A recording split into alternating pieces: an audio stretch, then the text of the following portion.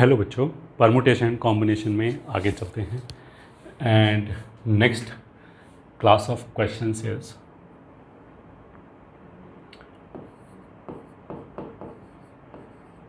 Grid problems. Grid problems में सीधा question से ही चालू करते हैं। Question 1,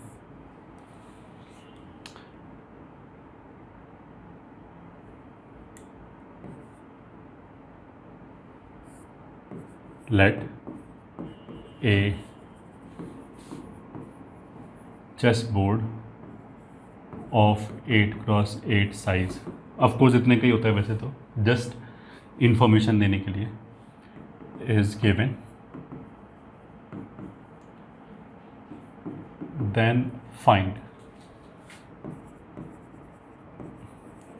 number of ways of first part,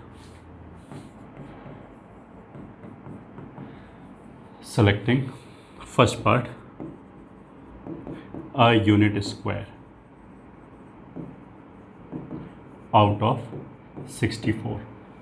unit square जो भी चेस बोर्ड होगा उसमें 1 by 1 डायमेंशन के टोटल 64 स्क्वायर्स होंगे, तो उसमें से एक यूनिट स्क्वायर कितने तरीके से सेलेक्ट कर सकते हैं। And solution is very simple, 64C1 that is 64, ये हो गया।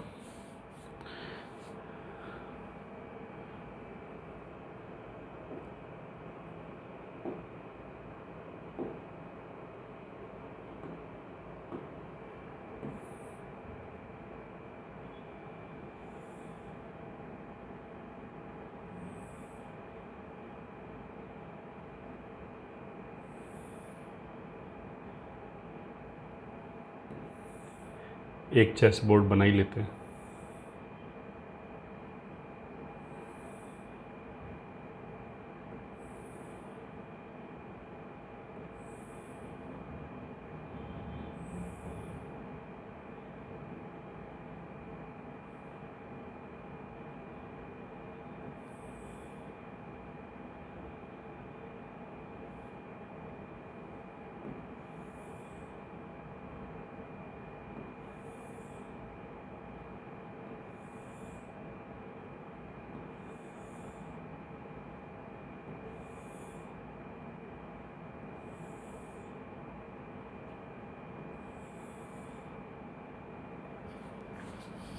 ये मान लिया एक चेस बोर्ड हो गया। First part, a unit square out of 64। Second part, 2 unit squares which are neither in a row or nor in a column.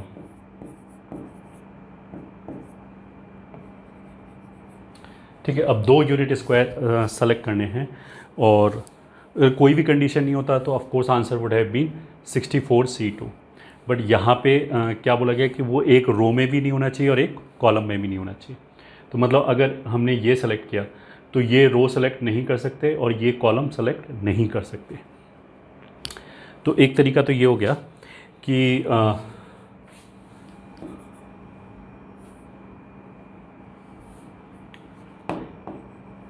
Answer is equals to कि हम टोटल निकाल लें 64C2, ये टोटल सिलेक्शन हो गए, minus number of cases जिसमें वो दोनों एक रो में है या कॉलम में है।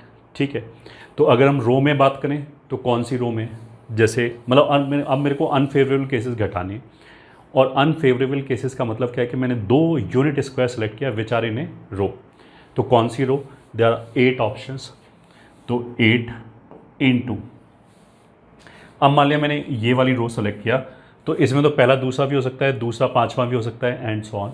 तो कौन से 2 स्क्वायर्स, तो 8C2, ठीक है, इनटू सेम चीज़ कॉलम के लिए।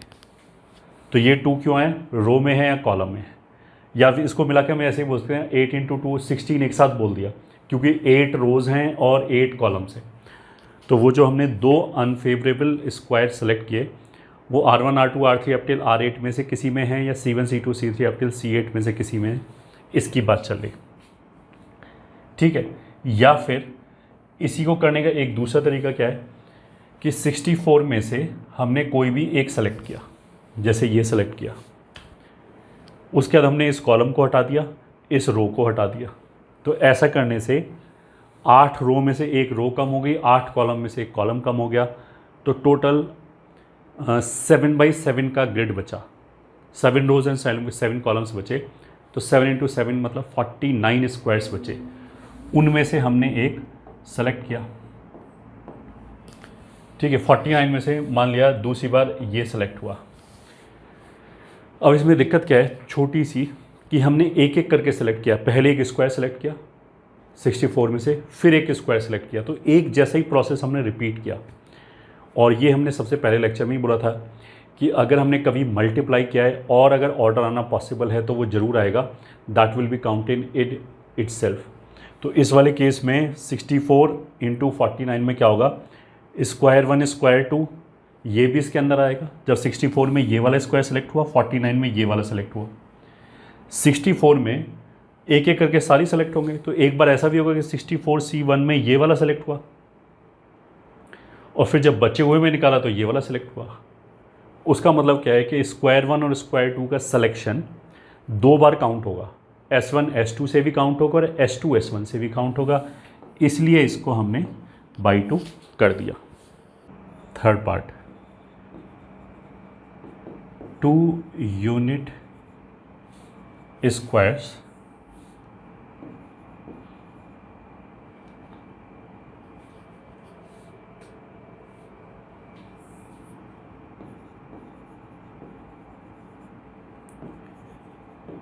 which have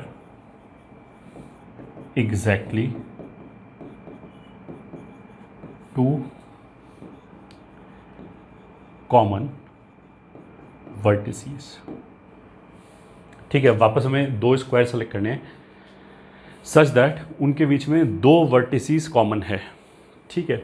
अब जैसे एक मैंने ये सेलेक्ट किया, तो वो जो 2 वर्टिसेस कॉमन है दूसरे स्क्वायर और इसके बीच में, वो ऑफ कोर्स एडजेसेंट ही हो सकता है। मतलब ऐसा हो सकता है कि ये दोनों कॉमन हो जाए या फिर ये और ये कॉमन हो जाए, ऐसा नहीं हो सकता एक ये और एक ये कॉमन हो जाए, दैट इज़ नॉट पॉसिबल।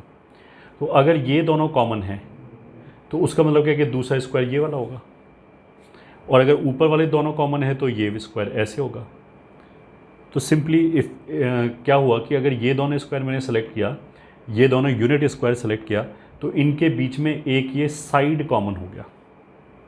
तो मैं ये बोल दूं कि एग्जैक्टली 2 स्क्वायर्स कॉमन है, या फिर हम ये बोल दें कि एग्जैक्टली एक साइड कॉमन है, दोनों एक ही बात है, ठीक है।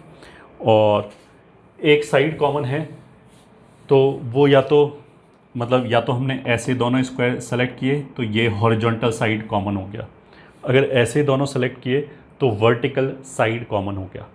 तो अल्टीमेटली क्या होगा कि जो 2 सेलेक्टेड स्क्वायर्स हैं वो या तो एक रो में होने चाहिए एंड एडजेसेंट होने चाहिए।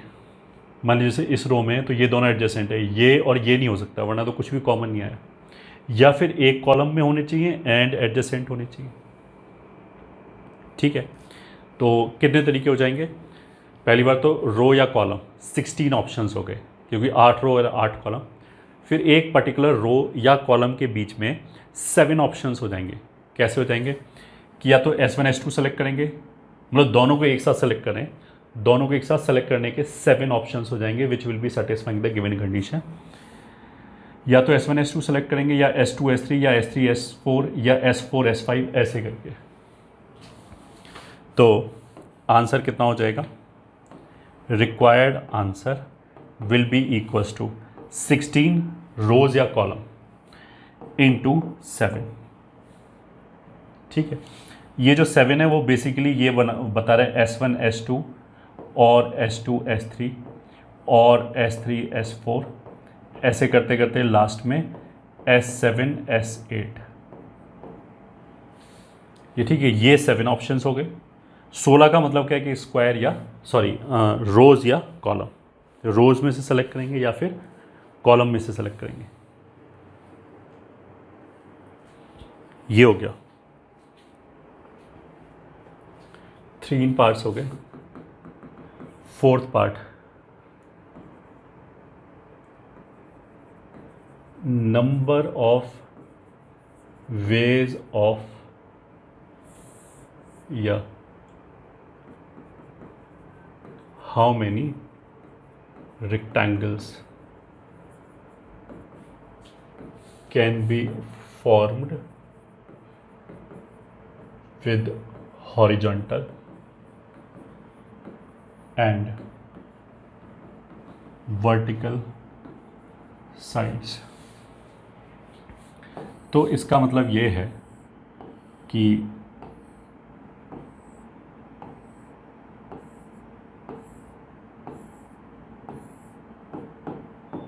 जैसे अगर 8x8 का चेस बोर्ड है तो उसमें जो वर्टिकल लाइंस होगी वो 9 लाइंस होगी, एक ज़्यादा होगा। तो जैसे ये लाइन 1 हो गया, लाइन 2 हो गया, लाइन 3 ये वाली होगी, ऐसी करके ये लाइन 9 हो गई।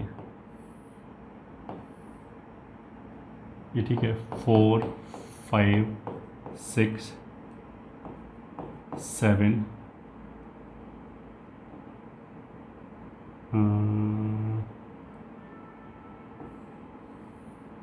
चलो ऐसे बना लेते,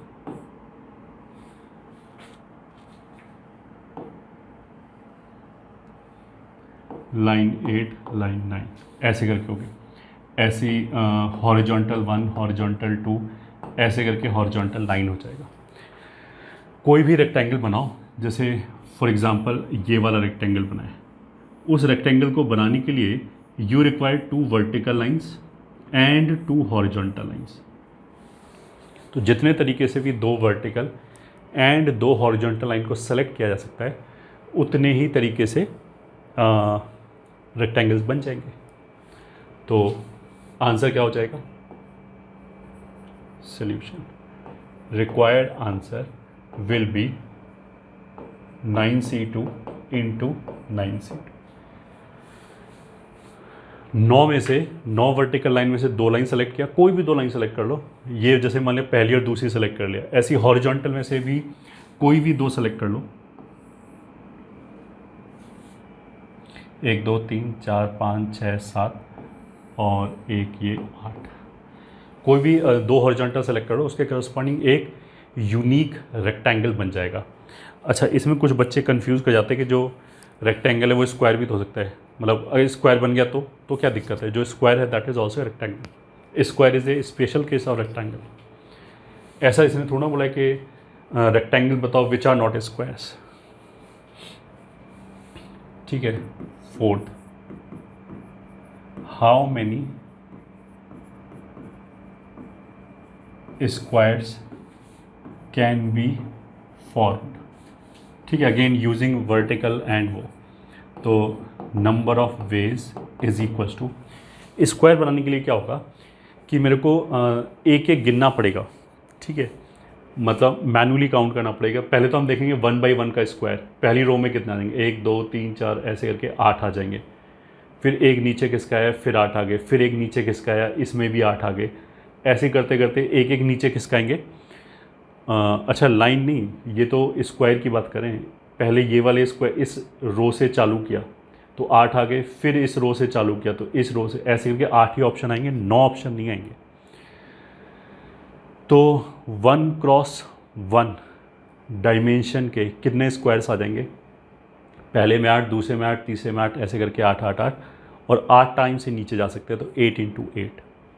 अब अगर मैं 2 बाई 2 का लूँ, मान लिया ये वाला स्क्वायर लिया, अब इसको एक हमने आगे खिसकाया, ये वाला ले लिया, फिर इसको एक आगे खिसकाया, ये वाला ले लिया। तो ऐसे करके अगर मैंने एक एक खिसकाया ऐसे करके, तो टोटल 7 स्टेप्स तक ये आगे जा सकते हैं। और फिर एक नीचे खिसकाया तो दूसरा ये हो गया।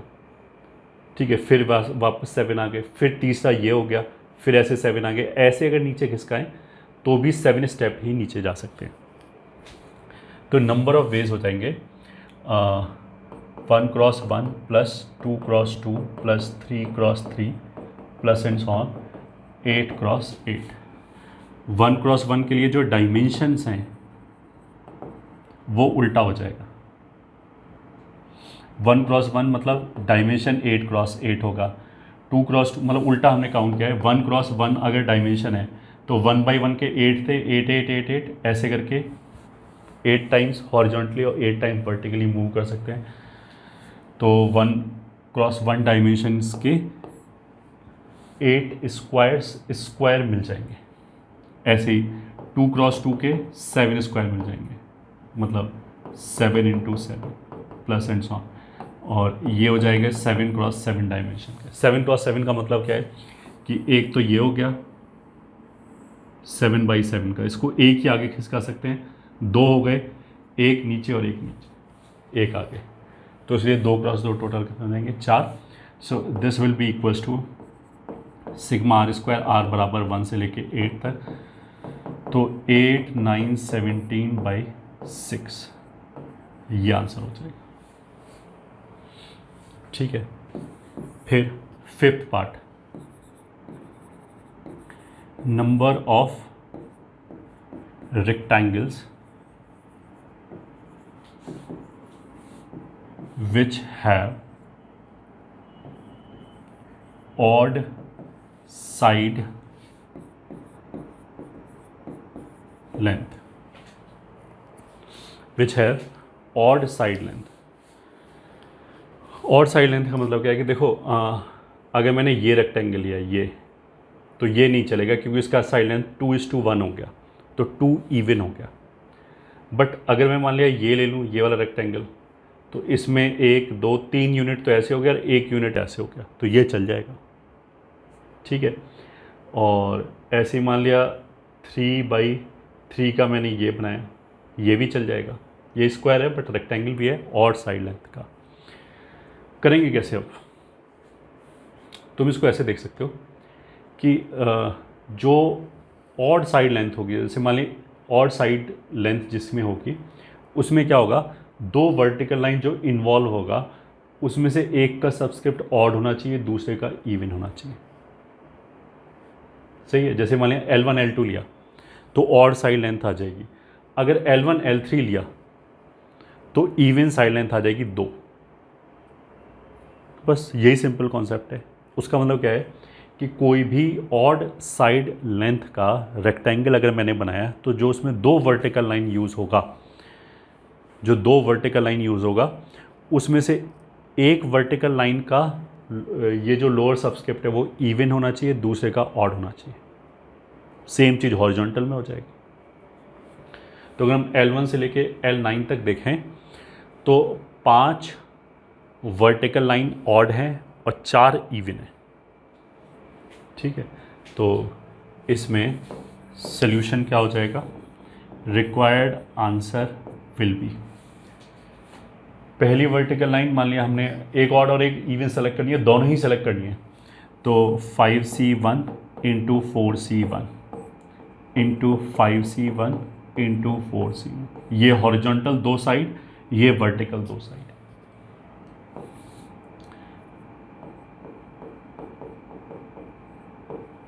वर्टिकल साइड्स सिलेक्शन, ये पूरा ब्रैकेट मिलके और ये पूरा ब्रैकेट मिलके हॉरिजॉन्टल साइड्स सिलेक्शन, ऐसे करके आएगा।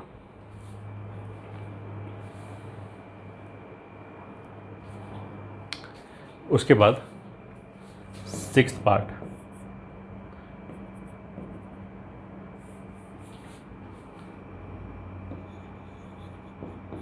selecting 2 unit squares which share exactly 1 vertex।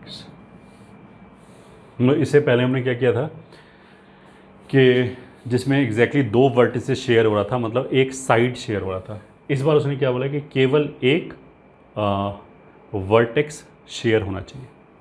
तो जैसे मान लिया मैंने एक ये सेलेक्ट किया, ठीक है, अब जो दूसरा है वो मैं ये सेलेक्ट कर सकता हूँ क्योंकि ये वर्टेक्स कॉमन है इन दोनों के बीच, और एग्जैक्टली एक ही कॉमन होना चाहिए, दो कॉमन भी नहीं चलेगा। ठीक है, तो अब देखो इस क्वेश्चन को करने के दो तरीके हैं।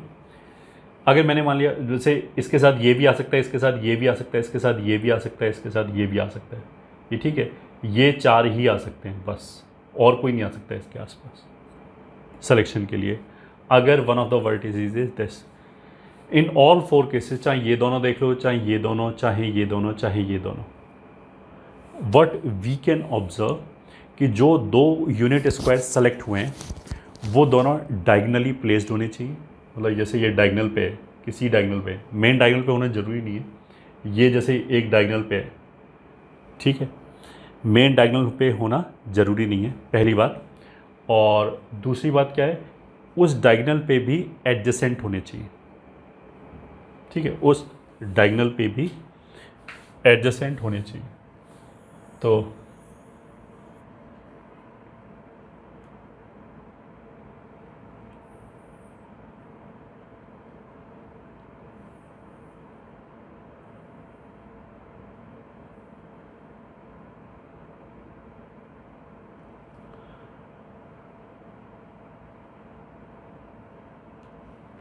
अब इसको देखो, हम ऐसे देख सकते हैं कि डायगनल कैसे डिफाइन करेंगे। हम ऐसे करेंगे, पहला डायगनल, फिर दूसरा डायगनल, फिर तीसरा डायगनल। अब ये डायग्राम ऐसे ही है तो थोड़ा डायगनल जो है वो स्ट्रेट लाइन कम दिखाई देगा। ये डायगनल्स ऐसे बनेंगे, ठीक है।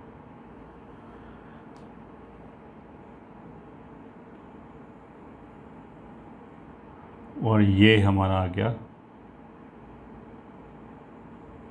मेन डायगनल, ठीक है। तो ऐसे ही चलो एक और बना लिया, ठीक है। ये मान लिया डायगनल 1, ये डायगनल 2, ये डायगनल 3, 4, 5, 6, 7, 8, 9। तो जो डायगनल 8 है वो हमारा मेन डायगनल हो गया। अब मेरे को क्या करना है, ऐसे करते करते 16 डायगनल आ जाएंगे। ऑफ कोर्स ये विल बी D16 होगा, सॉरी 16 डायगनल नहीं आएंगे, 15 डायगनल आएंगे, सही है। ये 9, 10, 11, 12, 13,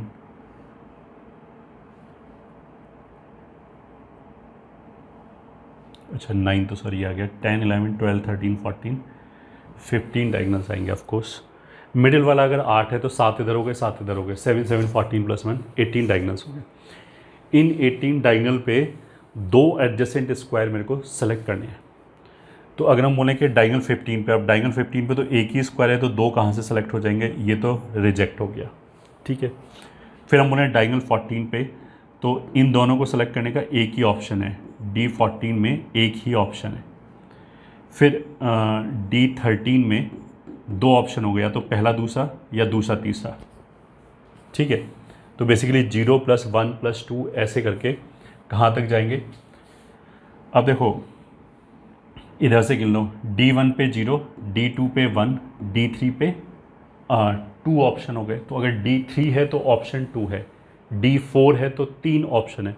D4 के अंदर पहला दूसरा हो सकता है, दूसरा तीसरा हो सकता है, तीसरा चौथा हो सकता है। तो कितने ऑप्शंस हो गए, 3। तो अब लिख लेते हैं solution. Required answer is equals to, मतलब 0 + 1 + 2 + 3 + 4 + 5 + 6 + 7 हो गया मेन डायगनल पे। फिर उसके बाद वापस मतलब 0, 1, 2, 3, 4, 5, 6, 7 मेन डायगनल पे हो गया। उसके बाद फिर वापस 6, 5, 4, 3 ऐसे करके हो गया। तो उसका मतलब क्या है कि इसको हमने डबल कर दिया, ठीक है। इतने हो गए। अब इन फिर 2 हो गए, क्योंकि जैसे हमने इस डायरेक्शन में गिना है वैसे इस डायरेक्शन में भी गिन सकते हैं कि ये दूसरा डायगनल हो गया, ये तीसरा डायगनल हो गया, इसलिए डबल कर दिया। तो ये आंसर हो गया। तो आंसर विल बी 2 × 2 × 6 7/2 प्लस 7। तो ये 2 और 2 कैंसिल, इन दोनों जगह से 7 अगर हमने कॉमन लिया तो 6 + 1 7 हो जाएगा। तो दिस विल बी 2 × 7²। तो 2 × 49 और you will have 98। 98 ways in which you can select 2 unit squares which will share exactly one vertex। ठीक है, ये हो गया। अब देखो इसको काउंट करने का एक दूसरा तरीका ये भी है। इसमें तो हमने किस पे ध्यान दिया, स्क्वायर्स पे ध्यान दिया। अगर मैंने वर्टेक्स पे ध्यान दिया कि कौन सा कॉमन वर्टेक्स हो सकता है, तो ये क्वेश्चन बहुत जल्दी सॉल्व हो जाएगा। अच्छा, ऑफ कोर्स ये वाला जो थॉट है ये हार्डली किसी के दिमाग में आएगा जब तक उसने पहले नहीं कर रखा है। अगर पहले कर रखा है तो ऑफ कोर्स ऑब्वियसली आ जाएगा दिमाग में। तो ये तो एक्सपीरियंस बेस्ड चीज़ हो गया ये वाला अप्रोच। इसको हम ऐसे बोल सकते हैं कि क्या ये वाला वर्टेक्स कॉमन हो सकता है क्वेश्चन के हिसाब से? आंसर इज़ नो, क्योंकि अगर ये वर्टेक्स है तो मेरे को इन दोनों ही स्क्वायर्स को सेलेक्ट करना पड़ेगा और कोई ऑप्शन नहीं है। इन दोनों को अगर मैंने सेलेक्ट किया तो 2 वर्टेक्सेस कॉमन हो गए, तो ये वर्टेक्स नहीं हो सकता। क्या ये वर्टेक्स हो सकता है? नहीं। क्या ये वर्टेक्स हो सकता है? नहीं। इसमें 2 स्क्वायर्स ही नहीं है, एक ही स्क्वायर है। ठीक है, क्या ये वर्टेक्स हो सकता है? ये वाला वर्टेक्स कॉमन हो सकता है? आंसर इज़ हाँ। या तो ये दोनों सेलेक्ट कर लेंगे या फिर ये दोनों सेलेक्ट कर लेंगे। क्या ये वाला हो सकता है? आंसर इज़ हाँ। या तो ये दोनों सेलेक्ट कर लेंगे या फिर ये दोनों सेलेक्ट कर लेंगे। क्या ये वाला वर्टेक्स हो सकता है? आंसर इज़ ना। ये हो सकता है? नहीं। तो अब हमें समझ में आ गया होगा कि क्या हो रहा है। बेसिकली ये अगर हम बाहर की लाइनों को छोड़ दें, ठीक है, तो इतना पोर्शन जो आया, इतना जो पोर्शन आया, तो इसमें 1 2 3 4 5 6 7 वर्टिसीज ऐसे और 7 पॉइंट ऐसे। तो ये 7/7 की जो पॉइंट्स वाली ग्रिड आई, पॉइंट्स वाली, इन 7 × 7 में कोई भी कोई भी वर्टेक्स ले सकते हैं, उसके करस्पॉन्डिंग हमारे पास स्क्वायर्स मिल जाएगा। और हमेशा 2 ही ऑप्शन आएगा। मतलब जैसे मैंने ये लिया तो या तो ये सिलेक्शन हो गया या ये सिलेक्शन हो गया। ये लिया या तो ये सिलेक्शन हो गया या ये सिलेक्शन हो गया। कुछ भी ले लो, ये ले लिया, या तो इन दोनों को सेलेक्ट करेंगे या फिर इन दोनों को सेलेक्ट करेंगे। तो ऑल्टरनेट आंसर हम कैसे लिख सकते थे? 7 × 7 49 पॉइंट्स हो गए इंटू 2। 2 मतलब 2 तरीके से सेलेक्ट कर सकते हैं किसी भी पॉइंट के लिए, एंड देयर आर 49 पॉइंट्स। तो अगर हम ये ऑब्जर्व कर लें तो भी आंसर डायरेक्टली आ जाएगा।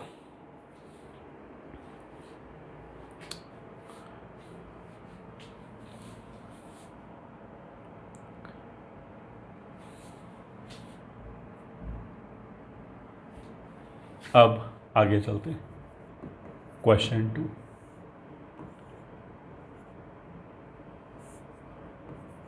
Late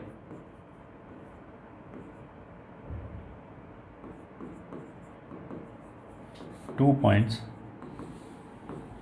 which are end of main diagonal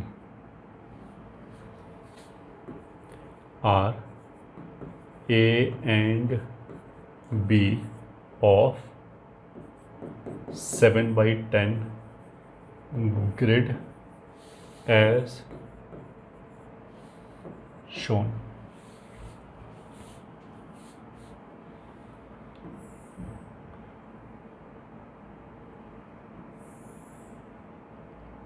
तो एक ये बना ही लेते हैं।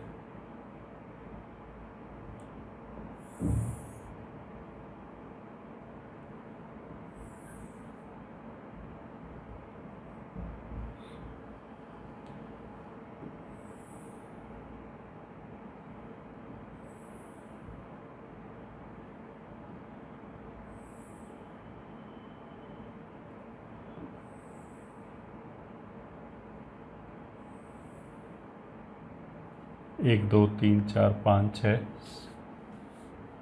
7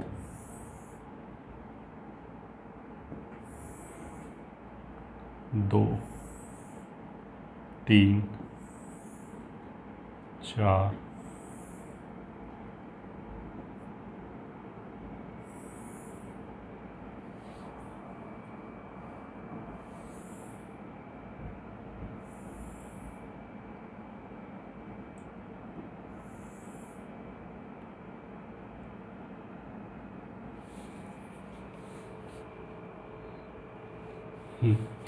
मान लिया इसमें 2 पॉइंट्स हैं ऐसे A B as shown, then find number of ways in which we can move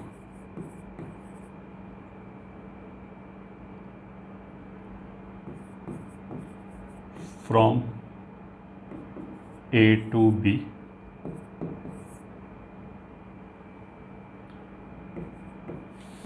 by taking unit steps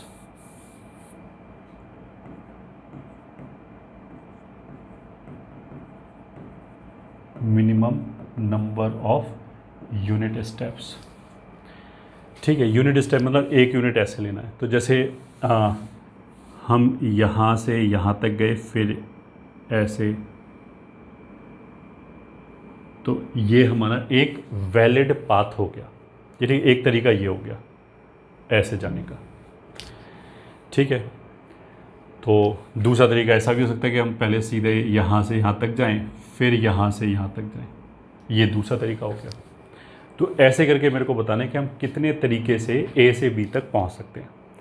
minimum number of steps का मतलब ये है कि हम ऐसा नहीं कर सकते कि जैसे मैं मान लिया यहाँ पे पहुँच गया, अब यहाँ से मैं उल्टा चल दूँ, ये ठीक है, इस तरफ चल दें, फिर तो इन्फिनिट तरीके हो जाएंगे। क्योंकि कोई भी बंदा यहाँ पे पॉइंट पे पहुँच के अगर इसी स्क्वायर में घूमता रहे तो कभी बी तक पहुँचेगा ही नहीं। तो मिनिमम नंबर ऑफ स्टेप्स का इफ़ेक्टिवली मतलब क्या है कि हमारा मूवमेंट इस डायरेक्शन में या इस डायरेक्शन में भी होना चाहिए अगर ए से बी तक जाना है तो। ये ठीक है, ये वाला डायरेक्शन इज़ प्रोहिबिटेड, ये वाला डायरेक्शन इज़ ऑल्सो प्रोहिबिटेड। इन दोनों डायरेक्शन में नहीं जाएंगे वरना नंबर ऑफ स्टेप्स बढ़ जाएंगे। उसके बाद अब तुम इसको ऐसे देखो कि ए से बी तक जाने में अल्टीमेटली मेरा हॉरिजॉन्टल और वर्टिकल डिस्प्लेसमेंट है। हॉरिजॉन्टल मेरे को कितने स्टेप लेने, 1 2 3 4 5 6 7, 7/10 की ग्रिड है, तो 7 स्टेप्स हॉरिजॉन्टल लेने, चाहे किसी भी रास्ते से जाओ, क्योंकि डिस्प्लेसमेंट तो तभी बी तक पहुंचा सकता है। 7 steps horizontal and 10 steps vertical. ठीक है, हॉरिजॉन्टल को मैंने मान लिया एच बोल दिया और इसको वी बोल दिया। तो ये इफ़ेक्टिवली क्या होगा कि अगर मैं इसको, इस पाथ को एक में परमुटेशन से रिप्रेजेंट करूं तो आई विल से कि ये वाला जो पाथ है वो ऐसे है, हॉरिजॉन्टल हॉरिजॉन्टल हॉरिजॉन्टल, फिर एक वर्टिकल, फिर एक हॉरिजॉन्टल, वर्टिकल हॉरिजॉन्टल, फिर वर्टिकल हॉरिजॉन्टल। ठीक है, यहाँ तक आ गए, फिर 1 2 3 4 5 6 वर्टिकल, 1 2 3 4 5 6 वर्टिकल, फिर 2 हॉरिजॉन्टल, फिर 2 वर्टिकल। तो ये एक परमुटेशन हो गया। तो इसमें तुम गिन सकते हो 3 हॉरिजॉन्टल, 4 5 6 7 हॉरिजॉन्टल हो गए, एंड वर्टिकल भी गिन सकते हो, वो 10 स्टेप होगा। तो हमारे पास 7H है एंड 10V हैं। इनको हम जितने तरीके से अरेंज कर सकते हैं, जैसे एक तरीका ये हो गया, ये वाला जो पाथ होगा, ये वाला, इसको हम क्या बोलेंगे, पहले सारे वर्टिकल। तो 1 2 3 4 5 6 7 8 9 10 वर्टिकल, फिर सारे हॉरिजॉन्टल, 3 और 3 6 और 1 7। तो पहले सारे वर्टिकल, फिर सारे हॉरिजॉन्टल। तो every permutation of 7 identical H and 10 identical V will give you a valid path। तो बस solution वही हो जाएगा। Solution will be required number of ways equals to total कितने स्टेप्स लेने हैं 17 फैक्टोरियल, उसमें से 7 चीज़ें आइडेंटिकल हैं, 10 चीज़ें आइडेंटिकल। इसमें question 3, find number of ways in question 2 if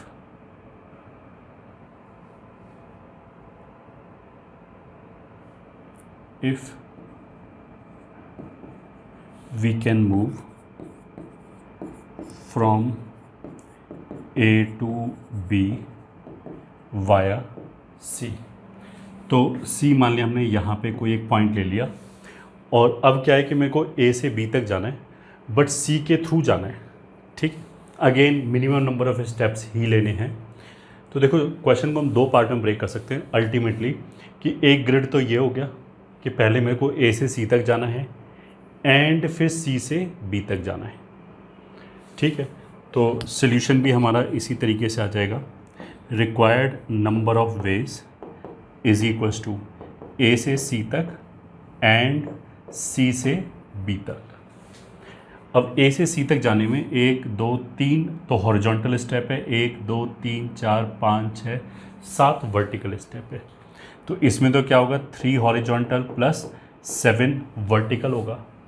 अच्छा, अगर टोटल हॉरिजॉन्टल स्टेप 7 है और 3 यहाँ ले लिए तो ऑफ कोर्स यहाँ 4 हॉरिजॉन्टल एंड 3 वर्टिकल ऐसे बनेगा। तो रिक्वायर्ड नंबर ऑफ वेज कितना हो जाएगा, यहाँ पे टोटल 10 स्टेप है तो यह आ जाएगा 10 factorial upon 3 factorial 7 factorial into, and का मतलब क्या है कि ये काम भी करना है एंड ये काम भी करना है, तो मल्टीप्लाई करेंगे इनटू, यहाँ टोटल 7 स्टेप हैं तो 7 फैक्टोरियल अपॉन 4 फैक्टोरियल 3 फैक्टोरियल, ये हो जाएगा। बस ये आंसर हो जाएगा। 7 फैक्टोरियल कैंसिल कर दो तो यह it will be 10 factorial upon 3 factorial का स्क्वायर इंटू 4 फैक्टोरियल, यही हमारा आंसर हो गया। और क्वेश्चन क्या बन सकता है कि हमें A से B तक जाना है बट C बीच में नहीं आना चाहिए, ये ठीक है, C को अवॉइड करते हुए जाना है। वेरी सिंपल, इसमें से ये घटा दो तो आ जाएगा नेट आंसर। तो ये भी लिख लेते हैं। Question 4, in question 2 find number of veg if we move from A to B but avoiding C। हाँ, तो solution required number of ways बराबर total minus A to B via C, ये हो जाएगा। तो टोटल नंबर ऑफ वेज कितना हो जाएगा, मतलब पहले वाले का आंसर लिख लो सीधा, 17 7 10 17 factorial upon 7 factorial 10 factorial minus ये हो जाएगा टोटल 10 फैक्टोरियल 3 फैक्टोरियल का स्क्वायर 4 फैक्टोरियल 10 फैक्टोरियल 3 फैक्टोरियल का स्क्वायर 4 फैक्टोरियल, बस यही हमारा आंसर हो जाएगा। तो ये ग्रिड टाइप प्रॉब्लम्स हो गया, और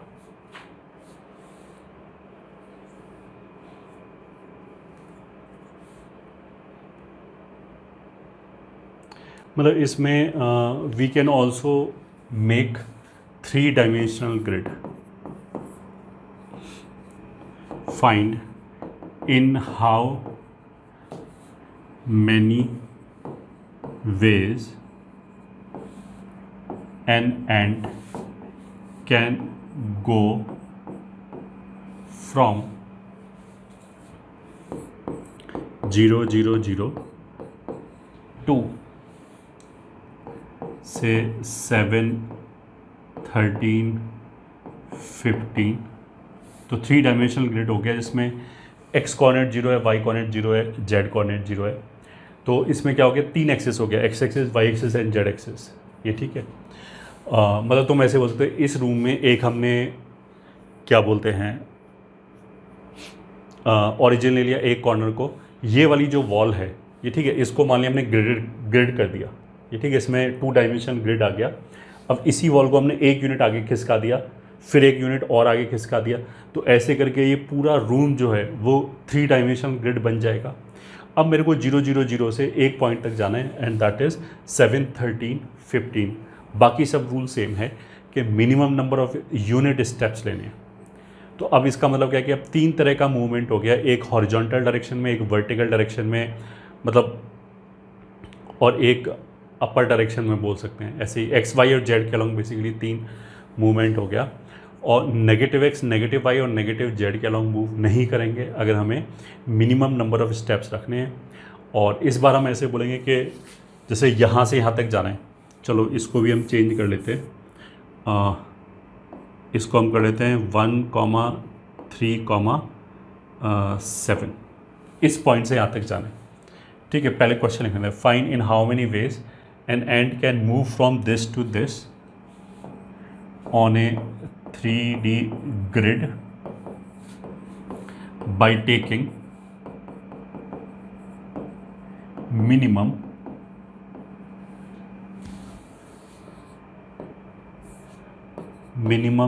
number of unit steps। तो solution, it has to move 7 में से 1 गया, 6 steps in the direction of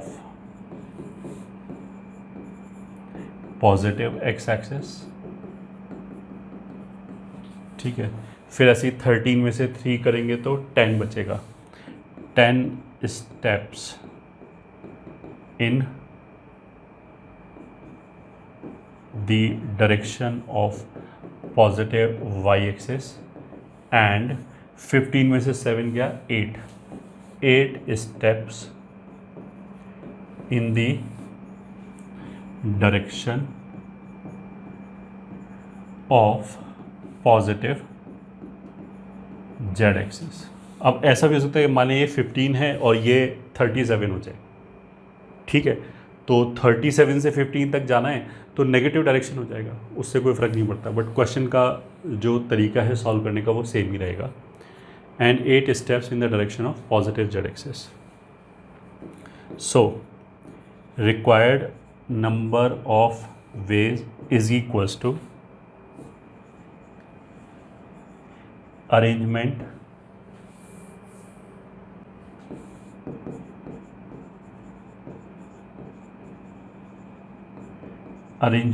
of 6x मान लिया, 10 y's मान लिया, एंड 8 z's, ठीक है। और x जो है वो आइडेंटिकल है, y आइडेंटिकल है, z आइडेंटिकल है। z का मतलब क्या है कि एक स्टेप हो गया z एक्सिस की डायरेक्शन में, सो दैट विल बी 8 + 6 हो गया, टोटल कितने स्टेप्स हो गए, 8 + 6 + 10, तो दैट इज़ 24। तो जो टोटल 24 स्टेप्स आएंगे वो आ जाएगा 24 फैक्टोरियल, उसमें से 6x एक जैसा होगा, तो 6 फैक्टोरियल, 10 फैक्टोरियल, 8 फैक्टोरियल, यही आंसर हो जाएगा। This will be the answer.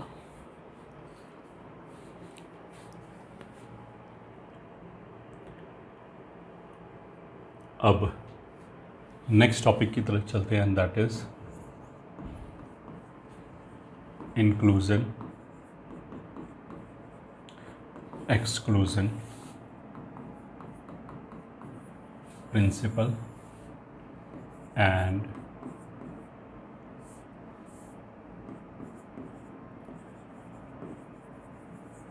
डिरेंजमेंट्स।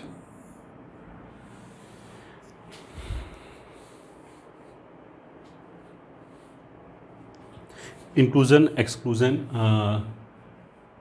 Principal और IEP। इसका देखो जो डीअरेंजमेंट होता है, डीअरेंजमेंट क्या होता है कि बेसिकली हमने कुछ चीज़ रखा, कुछ परम्यूटेशन किया 10 चीज़ों का, फिर उनको उठा के वापस परम्यूट किया कि जो पहले ओरिजिनल वाला जो परम्यूटेशन था वो वापस ना आए। तो इसका जो प्रूफ आता है, इसका एक फॉर्मूला होता है, वो उस पर भी वी विल कम।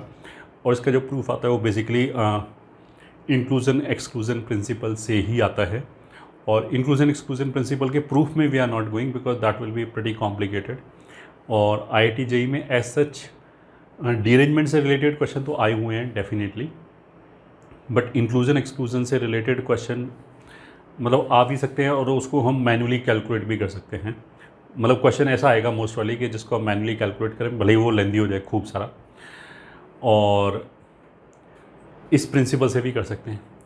प्रूफ जो है उसका बेसिकली सेट थ्योरी से आता है एंड हम ऐसे बोल सकते हैं इसके पॉइंट ऑफ व्यू से काफ़ी JEE के पॉइंट ऑफ व्यू से काफ़ी कॉम्प्लिकेटेड है, तो वी कैन लीव इट।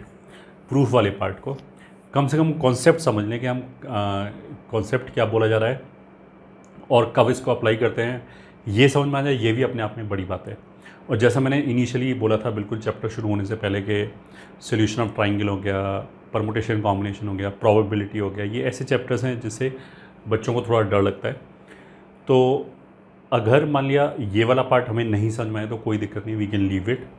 बाकी के जो पार्ट है उससे हमें समझ में आना चाहिए और उससे बेसिक क्वेश्चंस बन सकते हैं। और यूजली जैसा मैंने बोला था IIT JEE में इवन इन एडवांस काफ़ी बेसिक से लेवल के क्वेश्चंस आते हैं ज़्यादातर। उसका इवन में कभी टफ़ क्वेश्चन आए नहीं, खूब टफ़ क्वेश्चन भी आते हैं, बट ज़्यादा प्रॉबेबिलिटी किसकी है कि बेसिक क्वेश्चन आए।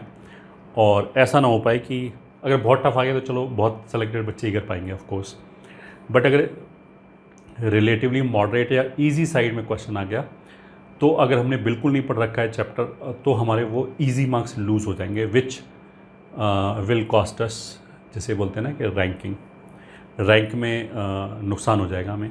तो इसलिए हमें बेसिक लेवल तक आना चाहिए। अब बेसिक लेवल के लिए ही मैंने ये बोला था कि अगर ये वाली चीज़ समझने में दिक्कत आ रहा है तो ऐसा नहीं होना चाहिए कि हमें पूरे चैप्टर से फोबिया हो जाए, मार्क्स ही गायब हो जाए।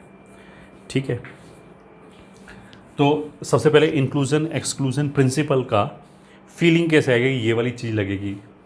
तो उसको हम ऐसे बोल सकते हैं कि देखो हमने कुछ काम करना चालू किया अंडर सम कंस्ट्रेंट्स, ठीक है, और उस कंस्ट्रेंट को पहले हमने टोटल नंबर ऑफ केसेस लगाए, मतलब बाइजेक्शन रूल लगाने की कोशिश किया। पहले हमने टोटल नंबर ऑफ केसेस निकाले minus the number of cases जब वो कंस्ट्रेंट फेल हो गया।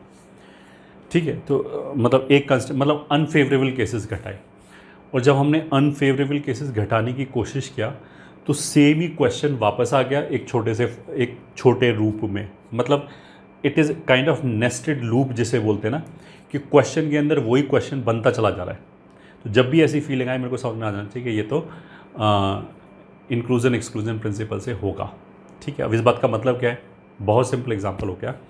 जो हमने एक फॉर्मूला पढ़ाया था पहले कि मान लिया मेरे को 10 ऑब्जेक्ट डिस्ट्रीब्यूट करनी है 5 लोगों को, विद ए कंडीशन कि हर बंदे को कम से कम एक एक ऑब्जेक्ट मिलनी चाहिए। ऑब्जेक्ट्स डिफरेंट हैं, ठीक है, 10 डिफरेंट ऑब्जेक्ट्स 5 लोगों को डिस्ट्रीब्यूट करना है। ऑब्जेक्ट डिफरेंट हैं और सारी ऑब्जेक्ट डिस्ट्रीब्यूट करना है और हर बंदे को कम से कम एक ऑब्जेक्ट मिलनी चाहिए। ये सारी कंडीशंस हमने ले डाउन कर ली। अब इसका आंसर निकालना है हमें। तो देखो इसमें पहली बात हम पहले भी डिस्कशन कर चुके हैं कि हम ऐसे नहीं कर सकते पहले सबको एक एक ऑब्जेक्ट दे दें, क्योंकि उससे क्या होगा, अगर हमने बोला कि एक एक ऑब्जेक्ट दे दें तो पहला क्वेश्चन उठेगा कौन सी ऑब्जेक्ट किसको दी, क्योंकि ऑब्जेक्ट्स डिफरेंट है। अगर अलाइक ऑब्जेक्ट्स है, लाइक ऑब्जेक्ट्स है, तो ये वाला मेथड चल जाएगा। ठीक है, अब अगर हमने ऑब्जेक्ट सेलेक्ट करके डिस्ट्रीब्यूट किया तो फिर उसमें ओवर काउंटिंग हो जाएगा। उसी का हमने एक फॉर्मूला पढ़ाया था कि r⁻n minus rc1 into r-1n-1। ये वाला जो फॉर्मूला है वो बेसिकली इंक्लूजन एक्सक्लूजन प्रिंसिपल से ही आता है। तो इस वाले क्वेश्चन में अगर मेरे को 10 ऑब्जेक्ट 5 लोगों को डिस्ट्रीब्यूट करना है तो हमने क्या किया, पहले सबको ऐसे ही बांट दिया विदाउट किसी रेस्ट्रिक्शन के। फिर हमने उसमें से वो केस घटाए जिसमें एग्जैक्टली एक बंदे को कुछ नहीं मिला, फिर माइनस वो केस घटाए जिसमें एग्जैक्टली 2 बंदों को कुछ नहीं मिला, फिर 3 बंदों को कुछ नहीं मिला, एंड सो ऑन। ठीक है, अब इसमें दिक्कत क्या है कि जब हमने बोला कि एग्जैक्टली एक बंदों को कुछ नहीं मिला, ये वाले केस घटाने हम चले ठीक है, मतलब एक बंदे को कुछ नहीं मिला। तो उसका मतलब क्या है कि अब मेरे को वो केस काउंट करने हैं जो 10 ऑब्जेक्ट हमने 5 लोगों में डिस्ट्रीब्यूट किया और एग्जैक्टली एक को कुछ नहीं मिला। दैट मीन्स कि बाकी 4 को मिलना ही चाहिए। तो जब हम ये क्वेश्चन बनाने चलेंगे कि मतलब ये केसेस निकालने चलेंगे कि 4 बंदों को मिलना ही चाहिए, तो ये तो वही क्वेश्चन हो गया जो ओरिजिनल क्वेश्चन था। ओरिजिनल क्वेश्चन में बोलता है कि 10 ऑब्जेक्ट 5 लोगों को बांटने और सबको ही मिलना चाहिए। यहाँ पे मैंने पहले क्या किया, टोटल नंबर ऑफ केसेस निकाल दिए विदाउट एनी रिस्ट्रिक्शन, माइनस अब इसमें से हमने वो केस घटाने की कोशिश किया जिसमें एग्जैक्टली एक बंदे को कुछ नहीं मिला। तो जब हमने इसको ऐसे किया ना, एग्जैक्टली एक बंदे को कुछ नहीं मिला, तो उसमें फिर वही दुविधा, ये ठीक है, वही प्रॉब्लम वापस आ गई कि उसका मतलब क्या है कि now I have to ensure कि बाकी 4 लोगों को मिलना ही चाहिए। अब ये तो वही क्वेश्चन हो गया जहाँ से हमने चालू किया था, ठीक है। अब फिर अगर हम बोलें कि इसके अंदर भी ऐसे ही कर लेते हैं कि टोटल नंबर ऑफ केसेस में से वो निकाल लेते हैं जब एक को नहीं मिला, तो समझ में आ जाना चाहिए कि क्वेश्चन के अंदर क्वेश्चन बनता चला जा रहा है। ऐसे केस में हम इंक्लूजन एक्सक्लूजन प्रिंसिपल यूज़ करेंगे। और जैसा हमने बोला कि थ्योरी के प्रूफ में we are not going, we are just writing a formula and hopefully हमें एक फीलिंग भी आ जाएगी इसमें। तो total number of cases under some restrictions R1 R2 and so on, ये ठीक है। मान लिया n रेस्ट्रिक्शंस दे रखा है, R1 R2 R3 and so on. This is equals to total number of cases when total number of cases without any restriction minus sigma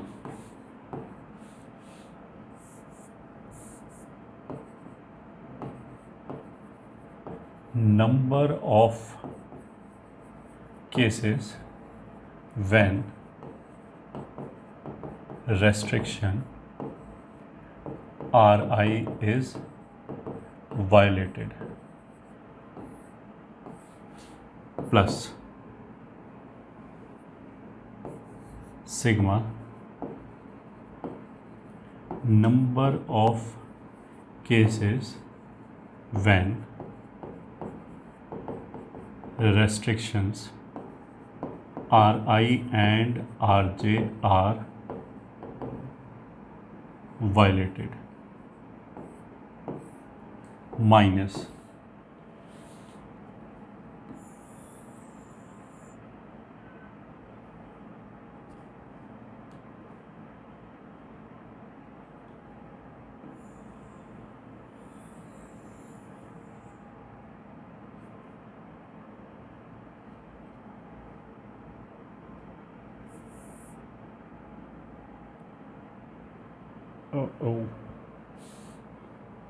एक minute,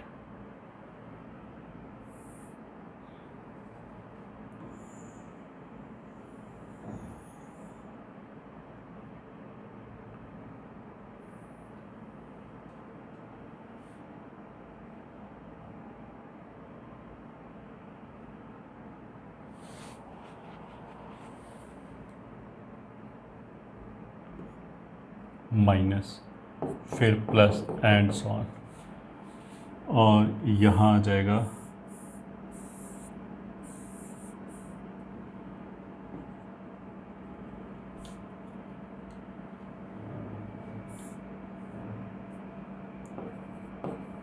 when restrictions Ri, Rj and Rk are violated।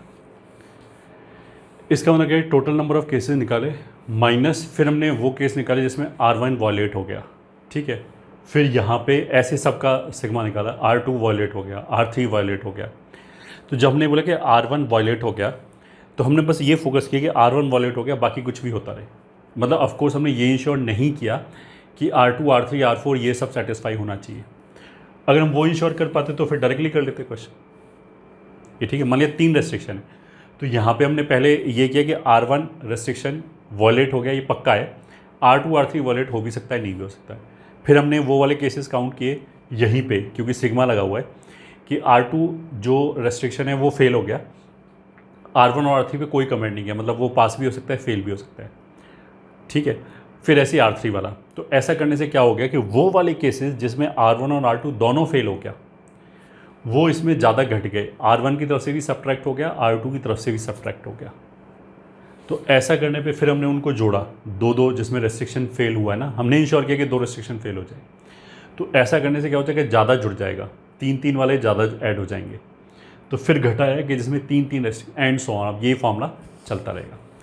तो वो जो distribution वाला formula था कि an different objects को R लोगों में डिस्ट्रीब्यूट करना विद ए कंडीशन के every person should get at least 1 object, वो भी यहीं से आया।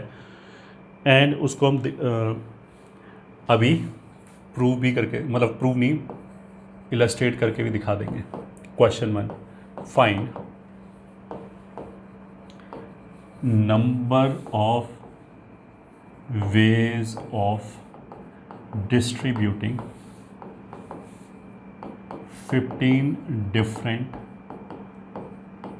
objects among 7 persons such that each gets at least 1 object, ठीक है। अब देखो एक क्वेश्चन ये हम ऐसे भी कर सकते हैं डिवीज़न से, डिवीज़न एंड डिस्ट्रीब्यूशन वाली चीज़ से भी कर सकते हैं कि पहले हमने ऐसा देख लिया कि कितने तरीके से डिस्ट्रीब्यूशन कर सकते हैं, मतलब 6 लोगों को तो 1 ऑब्जेक्ट दे दिया और एक बंदे को 9 ऑब्जेक्ट दे दिया। बट अगर ये दोनों नंबर आसपास होते, जैसे 15 ऑब्जेक्ट है और मान लिया 13 लोग होते या 12 लोग होते, फिर ये नंबर आसपास होते, तो जो रिमेनिंग ऑब्जेक्ट होती वो कम होती, तो उनके करस्पॉन्डिंग जब हम केस बनाते तो कम केसेस बनते। तो वो तो क्वेश्चन हम डील कर सकते थे इससे, वो तो क्वेश्चन हम डील कर सकते थे, क्या बोलते हैं, ग्रुपिंग से। बट यहाँ पे क्या है कि अगर हम केसेस बनाने चालू करेंगे तो खूब सारे केसेस बन जाएंगे, क्योंकि सबको एक ऑब्जेक्ट देने के बाद 8 ऑब्जेक्ट्स एक्स्ट्रा बची। अब वो जो 8 है उसको हम डिस्ट्रीब्यूट करना चाहें तो वो सारे एक बंदे को दे दिया, एक केस बन गया, उसको 7 और 1 में ब्रेक कर दिया, दूसरा केस बन गया, 6 और 2 में ब्रेक कर दिया, तीसरा केस बन गया, 6 1 में ब्रेक करके फिर वापस उन्हीं लोगों में बांट दिया, ये चौथा केस बन गया। ऐसे करेंगे तो केस ही केस बनते चले जाएंगे, तो practically it is not possible, मतलब हो जाएगा बट बहुत सारे केसेस बन जाएंगे। इसको हम इसी फॉर्मूले से डील करेंगे। सॉल्यूशन, इसका फॉर्मूला हमने ऑलरेडी लिखा रखा है, वही r⁻n minus RC1 into r-1n। अब हम इसको लिखेंगे कि उसी फॉर्मूले को तो वही लिखा जाएगा, बस बोलते समय हम इसके हिसाब से आई विल एक्सप्लेन। तो required number of ways is equal to, मतलब इसमें रेस्ट्रिक्शंस क्या हैं, इसमें तो मैं ऐसे मान सकता हूँ 7 रेस्ट्रिक्शंस हैं कि पहली रेस्ट्रिक्शन है कि पहले बंदे को कम से कम एक ऑब्जेक्ट मिलना चाहिए। फिर R2 क्या है कि पर्सन 2 को कम से कम एक ऑब्जेक्ट मिलना चाहिए। ऐसे करके 7 रेस्ट्रिक्शंस हैं जो हमें इंश्योर करना है कि ये सब फुलफिल होनी चाहिए, कोई भी वॉयलेट नहीं होनी चाहिए। तो पहले तो हमने क्या है, टोटल नंबर ऑफ केसेस, कोई किसी को कितना भी मिले हमने ऐसे ही बांट दिया। पहला ऑब्जेक्ट उठाया 7 तरीके, दूसरा ऑब्जेक्ट उठाया 7 तरीके, तो 7 रेज़्ड टू पावर कितनी ऑब्जेक्ट है 15, 7 raised to power 15 minus the number of cases. ये ठीक है, जब रेस्ट्रिक्शन R1 फेल हो गया, मतलब पहले बंदे को कुछ नहीं मिला, पहले बंदे को कुछ नहीं मिला ये श्योर है, दूसरे तीसरे चौथे को मिले ना मिले इसकी मर्जी से, ठीक है, कोई फ़र्क नहीं पड़ता। तो पहले बंदे को नहीं मिला तो हमने पहले बंदे को हटा दिया पिक्चर में से, 6 लोग बच गए। अब उनके बीच हमने 15 ऑब्जेक्ट बांट दिया, तो वो ऑफ कोर्स हो जाएगा 6 रेज़्ड टू पावर 15। ये जो 6 रेज़्ड टू पावर 15 है, ये बेसिकली ये वाला टर्म हो गया कि एक पर्टिकुलर रेस्ट्रिक्शन फेल हो गया, इसमें हमने बोला कि R1 फेल हो गया, फिर R2 फेल हो गया, R3 फेल हो गया, इन सब को निकाल के सिग्मा निकाला है, ठीक है। तो अगर R1 फेल हो गया इतने ही तरीके आएंगे, R2 फेल हो गया सिमिट्री से इतने ही तरीके आएंगे, R3 फेल हो गया इतने ही तरीके आएंगे। मतलब पहले बंदे को कुछ नहीं मिला इतने तरीके, दूसरे बंदे को कुछ नहीं मिला इतने तरीके, तो टोटल 7 बंदे हैं। तो ये टर्म कितनी बार आ जाएगा, 7 टाइम्स आ जाएगा। 7 बेसिकली कहाँ से आया, हमने 7 पर्सन्स में से एक पर्सन को सेलेक्ट किया और उसको कुछ नहीं दिया, तो वो जो सिग्मा है वो यहाँ से इज टेकन किया, प्लस नंबर ऑफ केसेस जब 2 बंदों को कुछ नहीं मिला, पहला दूसरा कुछ नहीं मिला, पहला तीसरा कुछ नहीं मिला, पहला चौथा, ऐसे करके, तो कितने टोटल कॉम्बिनेशन बन जाएंगे, 7C2 जब 2 बंदों को कुछ नहीं मिला। अच्छा, जब हमने बोला कि 2 बंदों को कुछ नहीं मिला तो हमने इंश्योर किया कि 2 बंदों को कुछ ना मिले, बाकियों को मिले या ना मिले कोई फर्क नहीं पड़ता। ठीक है, हम ये इंश्योर नहीं कर पाएंगे कि एग्जैक्टली 2 ही बंदों को कुछ ना मिले। अगर हम ये इंश्योर कर पाते कि एग्जैक्टली 2 ही बंदों को कुछ ना मिले, that means we are ensuring कि 5 बंदों में डिस्ट्रीब्यूट कर 5 को कुछ ना कुछ मिले। तो अगर हम 5 को कर पाते तो 7 को ही कर लेते, फिर तो ओरिजिनल क्वेश्चन ऐसे ही हो जाता है, फिर हमें ये सब करने की जरूरत ही नहीं पड़ती। ठीक है, तो इसलिए ऑल्टरनेट प्लस माइनस आएगा। जब हमने यहाँ पे बोला कि 2 बंदों को कुछ नहीं मिले, तो इसके अंदर ऑटोमेटिकली 2 बंदे तो हमने हटा दिए और बाकियों में आँख बंद करके बांट दिया। उसका मतलब क्या है कि बाकी बंदों को मिल भी सकता है, नहीं भी मिल सकता। तो 3 को नहीं मिला, 4 को नहीं मिला, 5 को नहीं मिला, वो सारे केसेस इसके अंदर ऑटोमेटिकली आ गए, क्योंकि हमने आगे ध्यान ही नहीं रखा। ठीक है, इसीलिए ये फॉर्मूला तुम्हें फ्रीडम देता है कि धुआंधार लिख सकते हैं। 7C2 बाकी 5 लोगों में बांटा इतना, माइनस 7C3 4 लोगों में बांटा, प्लस 4 को कुछ नहीं मिला 3^15, 5 को कुछ नहीं मिला 2^15, 6 को कुछ नहीं मिला 1^15। बस यही आंसर हो। This is nothing but application of that formula.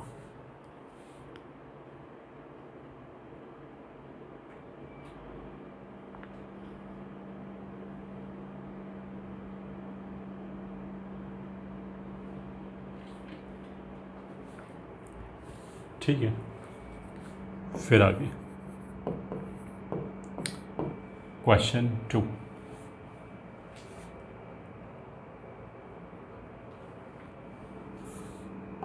Find how many 7-digit numbers we can make without using the digit 0 and 5, and each number must include 1 2 3।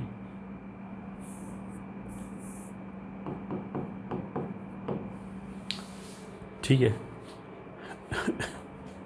पहले तो एक बार क्वेश्चन पढ़ के सोचो कि क्वेश्चन ने क्या बोला है। इसने ये बोला कि हमें 7 डिजिट का एक नंबर बनाना है और उसमें 0 और 5 यूज़ नहीं करना है, 1 2 3 डेफिनेटली यूज़ करना है। मतलब हर नंबर में कम से कम एक 1 एक 2 और एक 3 आना ही चाहिए। और इन 5 के अलावा जो डिजिट बच गए, ठीक है, 4 6 7 8 9, ये आ भी सकता है, नहीं भी आ सकता। ठीक है, अब ऐसा बोलने पे जब हम बोलते हैं क्लास में तो कुछ बच्चे बोलते हैं कि ये कहाँ लिखा है कि 4 आ सकता है, तो ये थोड़ा सा IQ लगाओगे तो समझ में आ जाएगा। वो ये बोलेगा, मतलब उसको शायद ये कन्फ्यूज़न होगा बच्चे को कि केवल 1 2 3 आ सकता है। अगर केवल 1 2 3 आ सकता है, ठीक है, तो फिर उसको ये बोलने की ज़रूरत ही नहीं है कि 0 और 5 नहीं आएगा। उसे तो बोला 0 और 5 नहीं आना चाहिए, पक्की बात है। 1 2 3 आना ही चाहिए, ये पक्की बात है। और बाकी डिजिट आ भी सकता है, नहीं भी आ सकता। अगर उसको क्वेश्चन में ये बोला होता है केवल 1 2 3 आ सकता है, तो 1 2 3 का ही नाम देता है। 0 और 5 को क्यों अलग से किया? अब इस वाले क्वेश्चन में 5 और 4, डिजिट 5 एंड डिजिट 4 के साथ डिफरेंट ट्रीटमेंट हुआ है, तो ऑफकोर्स इसने ये थोड़ा बोला कि 0 और 5 को छोड़ दो, तो फिर 4 क्या क्या करें। अगर 4 को भी छोड़ना था तो वो भी इसको यहाँ पे लिखना चाहिए कि 4 भी यूज़ नहीं कर सकते। तो अल्टीमेटली क्वेश्चन में क्या है कि 0 और 5 तो बिल्कुल नहीं आएगा, 1 2 3 कम से कम एक एक बार आना चाहिए, और बाकी के जो 5 डिजिट बच गए वो आ भी सकता है, नहीं भी आ सकता है। तो solution, required number of veg. अब देखो हम कैसे करें। अगर 7 डिजिट का नंबर बनाना है, ठीक है, तो हम इसको कैसे करें। पहले तो एक बच्चे के देखो 0 और 5 तो हटा ही दिया हमने, ठीक है, और इसके बाद बचता है 1 2 3 4 6 7 8 9। ये तीनों कम से कम एक एक बार आना चाहिए, और ये कितनी बार भी आए।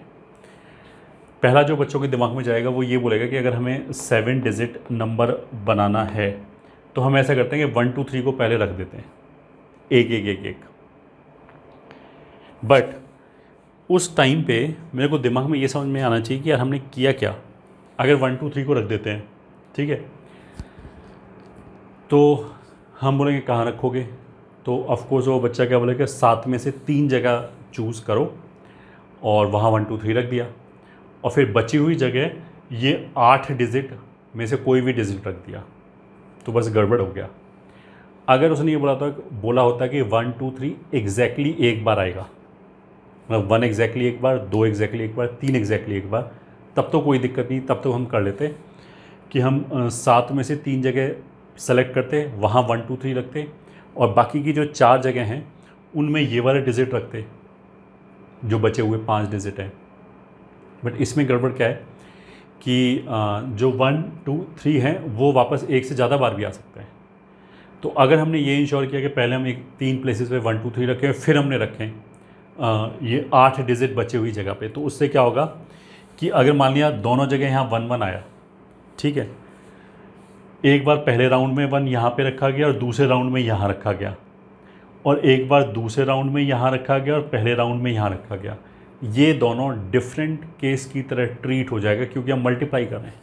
ये वही वाली चीज़ होगी जो इससे पहले वाले क्वेश्चन में था कि इस क्वेश्चन को हम ऐसे नहीं कर सकते कि पहले सबको एक एक ऑब्जेक्ट देते हैं, ठीक है, वही प्रॉब्लम यहाँ पे आ जाएगी। यहाँ पे भी ओवर काउंटिंग हो जाएगा अगर हमने 3 जगह सेलेक्ट करके पहले एक एक 1 2 3 रख दिया तो, ठीक है। तो ये वाला अप्रोच तो गलत है, क्वेश्चन ये इतना ईजी नहीं है। एग्जैक्टली एक बार आया होता तो फिर ये क्वेश्चन ईजी होता, फिर तो हम डायरेक्टली रख देते 1 2 3, क्योंकि फिर उसके बाद जब बाकी के प्लेस भर रहे होते तो उसमें 1 आता ही नहीं, तो 1 आपस में परम्यूट ही नहीं कर पाता एक्स्ट्रा केसेस के लिए, ठीक है। अब अगर हम केसेस बनाने का सोचें तो देखो 7 में से 3 जगह तो चलो 1 2 3 आ गया, इन 4 जगह क्या आएगा। अगर मैंने बोला कि इन 4 जगह इनमें से कोई भी नहीं आया तो ठीक है, फिर इन 4 जगह क्या आएगा। अब इन 4 जगह ऐसा भी हो सकता है कि चारों बार 1 आ जाए, ऐसा भी हो सकता है 3 बार 1 1 बार 2 आ जाए, 2 बार 1 2 बार 2 आ जाए, 2 बार 1 1 बार 2 1 बार 3 आ जाए। तो ऐसे करके अगर तुम सोचना चालू करोगे तो तुम्हें समझ आएगा कि it is not possible, it is not practically feasible to count, क्योंकि ये तो हमने जब बोला जब इनमें से कोई नहीं आया। फिर अगर मान लिया मैंने बोला कि इनमें से एक डिजिट आ गया, अब वो भी 4 बार रिपीट कर सकता है, वो 3 बार इनमें से एक और डिजिट आ गया, ऐसे करके केस बनते चले जाएंगे। तो that is also ruled out कि हम केसेस बना लें, क्योंकि बहुत सारे परमुटेशन है, बहुत सारे डिफरेंट कॉम्बिनेशंस हैं डिजिट के। तो फिर हम कैसे करेंगे, तो हम इसको ऐसे करेंगे कि ये टोटल 8 डिजिट का नंबर बनाना है, और हमारे पास 3 रेस्ट्रिक्शंस हैं R1 R2 R3 कि 1 2 3 उस नंबर में आना ही चाहिए, ये वॉलेट नहीं होनी चाहिए, ठीक है। तो अब कर लेते हैं। Total number of ways is equals to, पहले हमने आंख बंद करके विदाउट एनी रेस्ट्रिक्शन बना दिया, मतलब पहले प्लेस को बढ़ने का 8 तरीका, दूसरे को 8 8 8, तो हो गया ये 8 raise to power 7 minus the number of ways जिसमें एक रेस्ट्रिक्शन वॉयलेट हो गया। तो सिग्मा लगाएंगे तो टोटल कितने केसेस बनेंगे, 3 रेस्ट्रिक्शन है तो 3C1, एक रेस्ट्रिक्शन वॉयलेट हो गया मान लिया R1, ठीक है। तो अब कितनी चीज़ें बची, 7, तो उन 7 डिजिट से मतलब एक रेस्ट्रिक्शन वॉयलेट हो गया, मतलब 1 नहीं आया नंबर में, 2 आया नहीं आया हमने कोई बॉदर नहीं किया, बस 1 नहीं आया वो वाले केस, फिर 2 नहीं आया वो वाले केस, फिर 3 नहीं आया वो वाले केस, तो उसका तो ये 3C1 हो गया, 1 नहीं आया 2 नहीं आया 3 नहीं आया। अब 1 नहीं आया तो बाकी 7 डिजिट से हमने 7 प्लेसेस भरी, तो ये हो गया, प्लस जब 2 रेस्ट्रिक्शन वॉयलेट हो गया मतलब 1 2 3 में से 2 डिजिट नहीं आए, तो कौन से 2? 1 2 1 3 2 3, 3 केसेस बन जाएंगे, वो ये लिखा हुआ है। अब 2 डिजिट हटा लिए तो कितने बचे? 6, तो 6⁻7 माइनस तीनों नहीं आए, 5⁻7, यही हमारा आंसर हो गया। This will be the answer.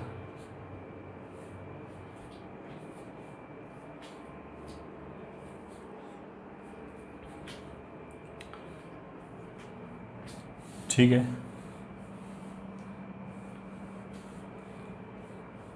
अब आ जाते हैं रीअरेंजमेंट्स। रीअरेंजमेंट्स क्या है? Let n persons are sitting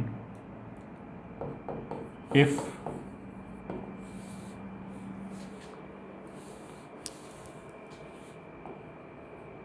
they are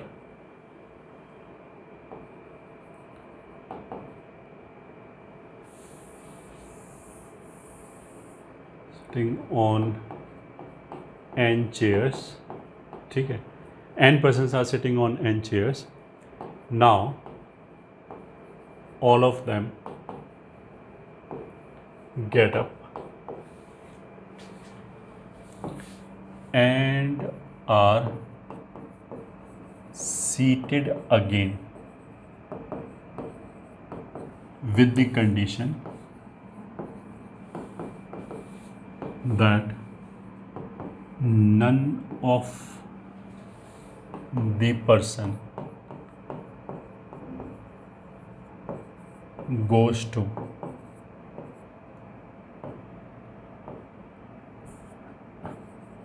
his original position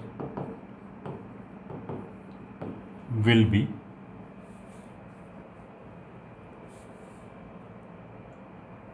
now all of them gets up and are seated again with the condition that none of the person goes to his original position,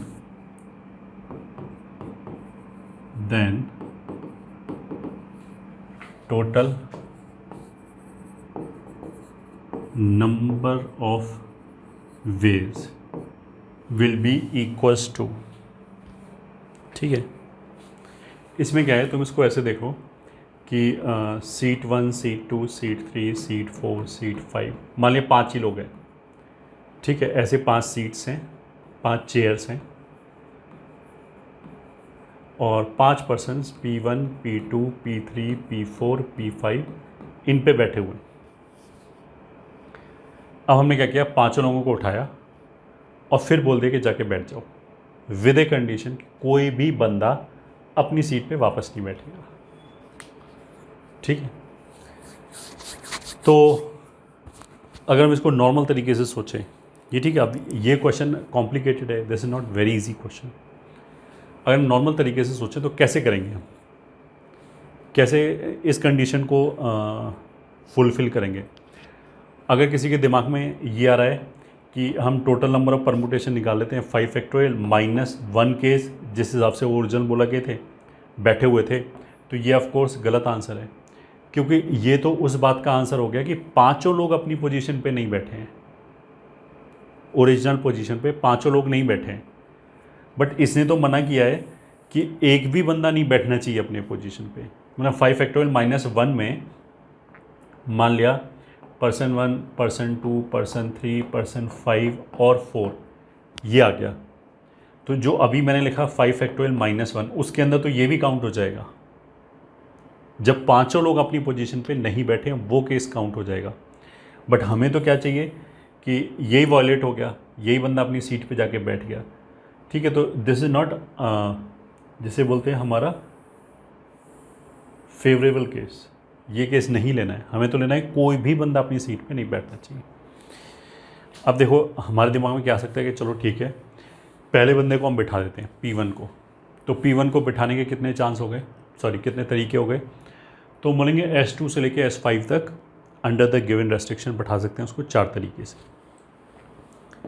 ठीक है। हम बोलेंगे चलो अच्छी बात है, बिठा दिया। अब क्या करें?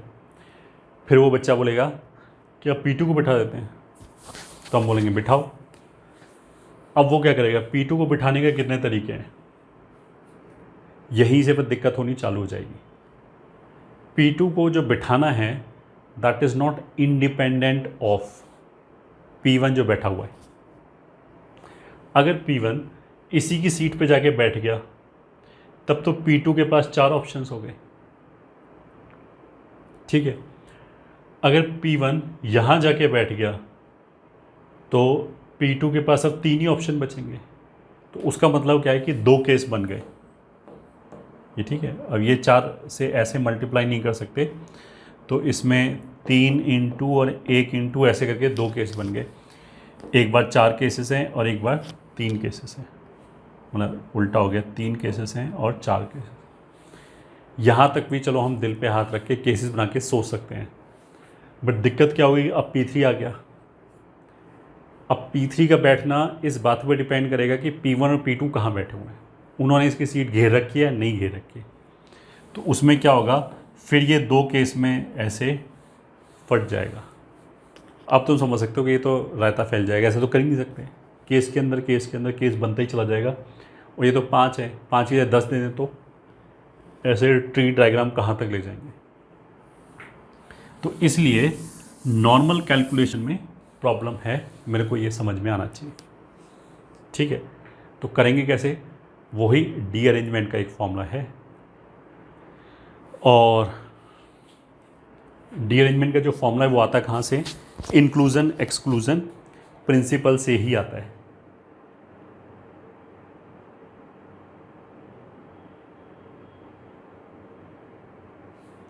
वो क्या बोलेगा कि पहले 5 लोगों को कैसे भी बिठा दो, 5 factorial minus the number of veg जब एक रेस्ट्रिक्शन वॉलेट हो गया, मतलब एक बंदा अपनी सीट पे जाके बैठ गया।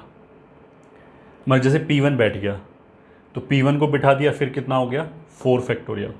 फिर P2 वाला, यहाँ पे तो सिग्मा लगता है ना, फिर P2 वाला भी 4 फैक्टोरियल, P3 वाला भी। तो ऐसे करके कितनी बार आ जाएगा? 5C1। एक बार P1 के लिए, एक बार P2 के लिए, एक बार P3 के लिए एंड सो ऑन।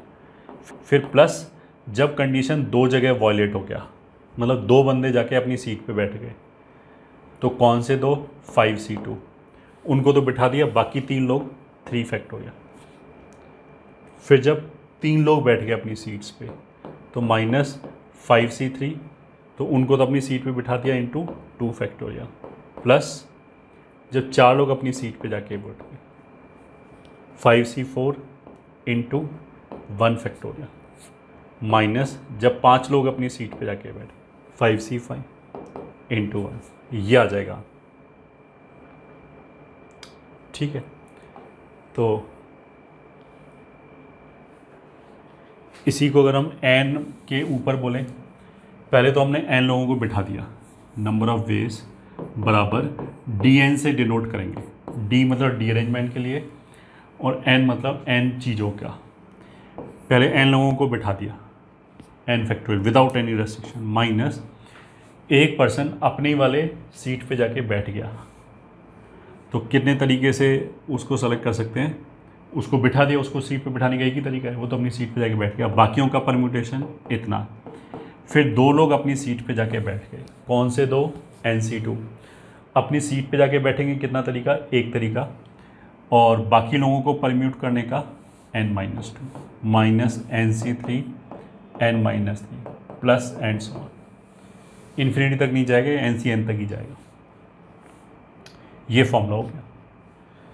अब देखो इस फॉर्मूले को ऐसे निकाल सकते हैं, माइनस NC1 को हमने लिख लिया n factorial upon 1 factorial n-1 factorial n-1, NC2 को लिख लिया हमें n factorial 2 factorial n-2 into n-2, NC3 को लिख सकते हैं n factorial 3 factorial n-3 factorial, ऊपर भी n-3 फैक्टोरियल प्लस।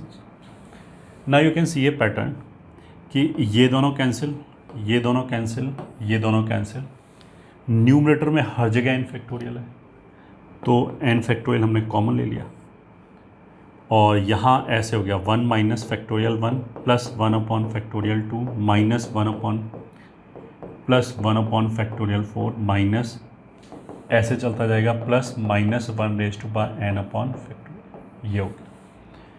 तो n चीज़ों का डी अरेंजमेंट ऐसे हो जाएगा।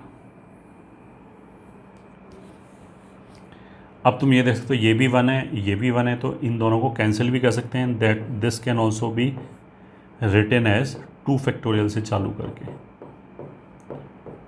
1 upon 4 factorial minus and so on upon n factorial, ऐसे भी लिख सकते हैं।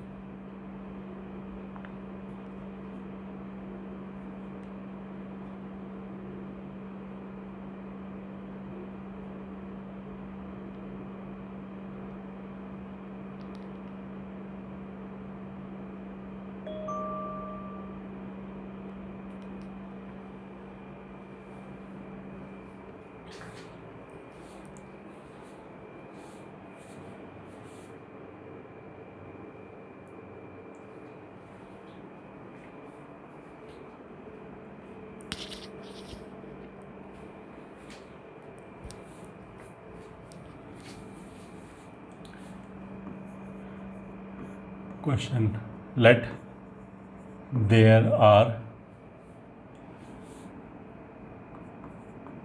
10 boxes of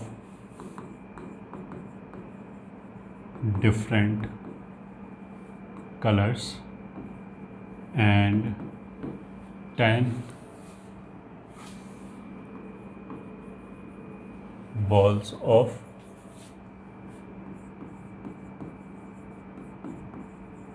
corresponding colors, then find number of ways if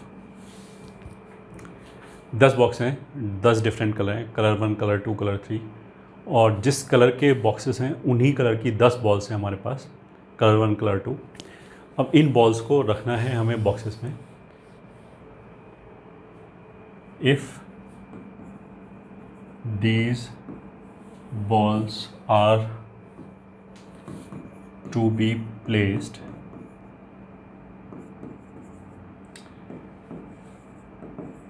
inside the boxes,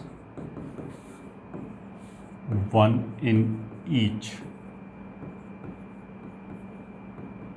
with the condition, first part,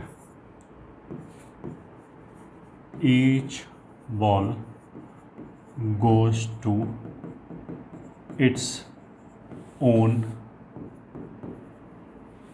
colored box। तो answer is 1। Very easy. पहले वाले case में हमने क्या बोला है कि हर बॉल अपनी बॉक्स में जाए, अपनी कलर वाले बॉक्स में जाए, तो बहुत सिंपल है, आंसर है 1 फैक्टोरियल। मतलब 1 एक ही केस होगा, रेड रेड में जाना चाहिए, ग्रीन ग्रीन में जाना चाहिए। And second, not all balls go to their corresponding boxes. इस बार उसने क्या बोला कि ऐसा नहीं होना चाहिए कि सारी बॉल अपने ही कलर्ड वाले बॉक्स में जाए। तो this is also very simple कि हर बॉल अपने ही कलर वाले बॉक्स में जाए, एक ही तरीका है। तो इसमें हो जाएगा टोटल नंबर ऑफ तरीके -1। ये आंसर हो जाएगा 10 फैक्टोरियल -1। फिर third part,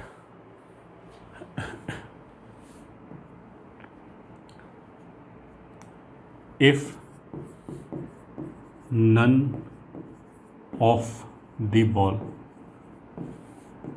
goes to its own box। Own box का मतलब क्या, सेम कलर के बॉक्स का। तो इस बार आंसर कितना हो जाएगा मतलब रिक्वायर्ड नंबर ऑफ वेज बराबर D10।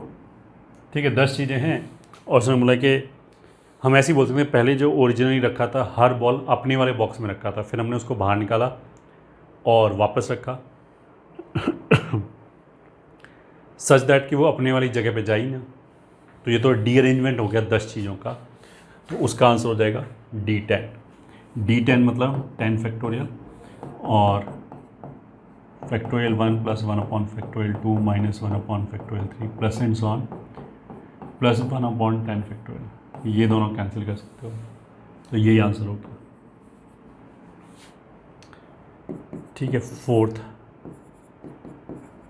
Exactly 1 ball goes to its own box.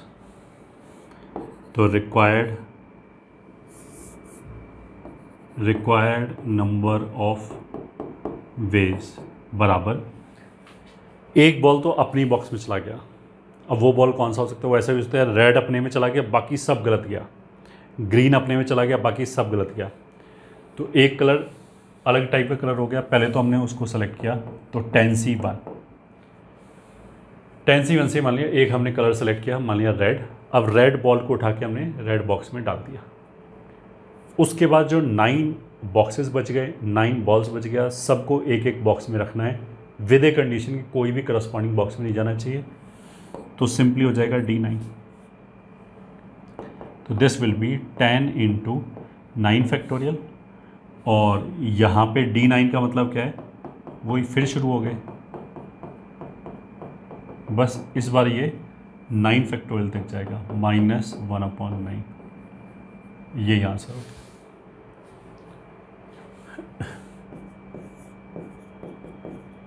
Exactly 1 ball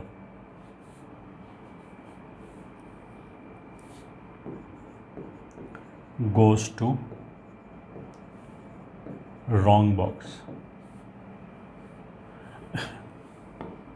solution, इस बार इसने क्या बोला है?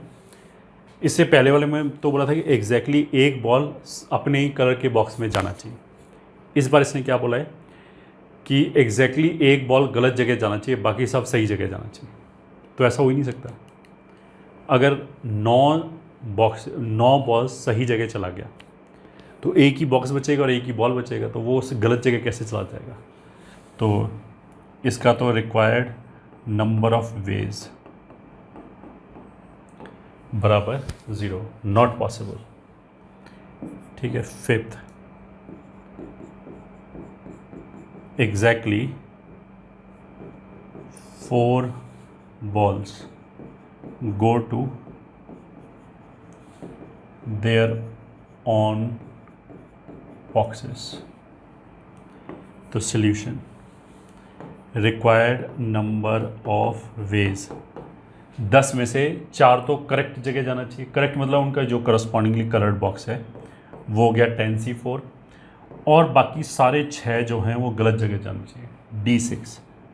तो ये हो जाएगा मतलब 10C4 इंटू D6 का होना क्या, 6 फैक्टोरियल, और 1 upon 2 factorial, 3 factorial, 4 factorial,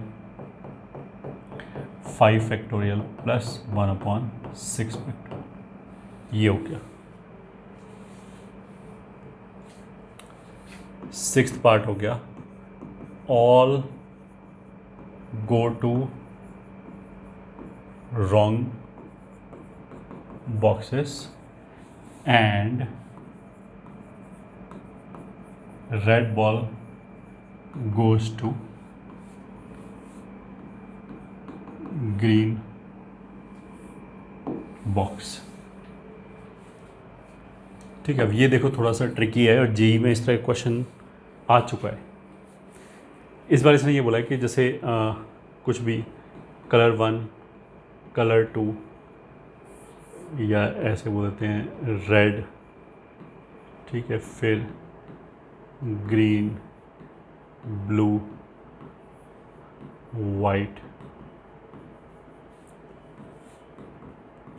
black 3 2 5 और ऐसे ही 5 बॉक्स और हैं, ठीक है।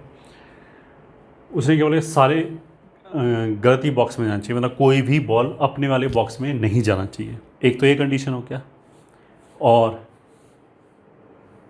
फिर एक दूसरा कंडीशन और क्या हो गया कि जो रेड बॉल है वो कहाँ जाना चाहिए, ग्रीन बॉक्स में ही जाना चाहिए, ठीक है।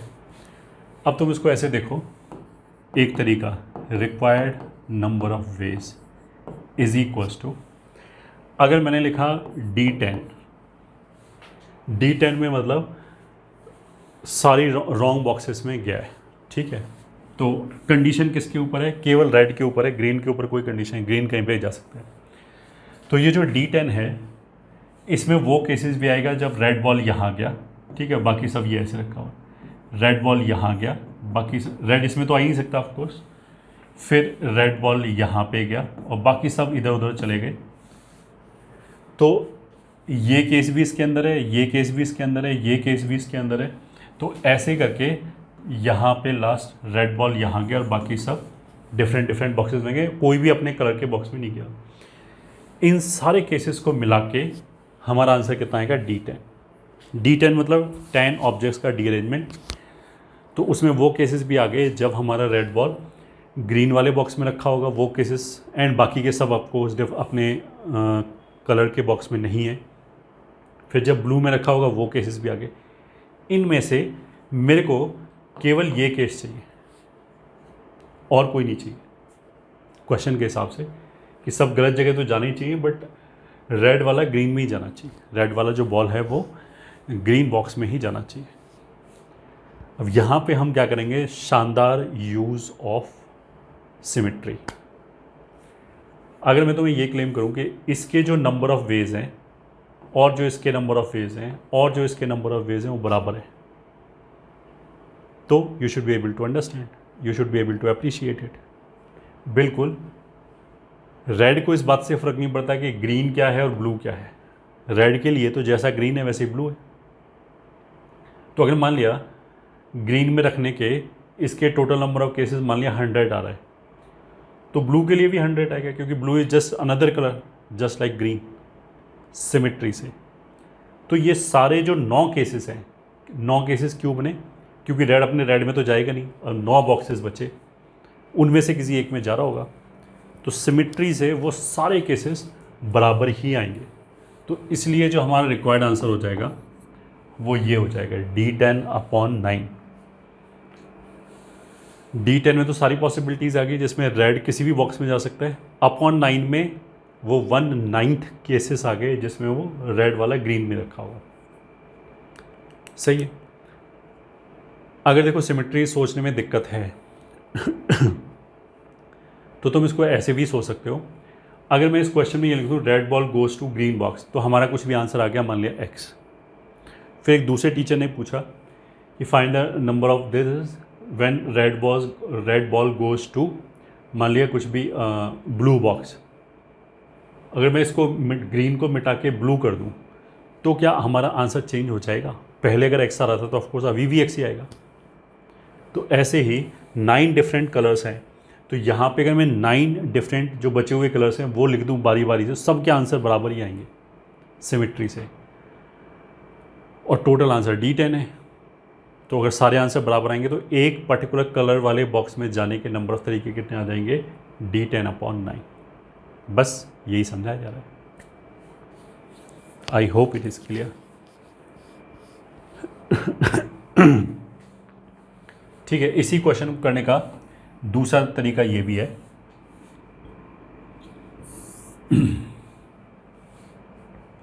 कि मान लिया ये रेड वाला, ये ग्रीन, ये ब्लू और ये वाइट एंड सो ऑन, ऐसे 10 बॉक्सेस हैं।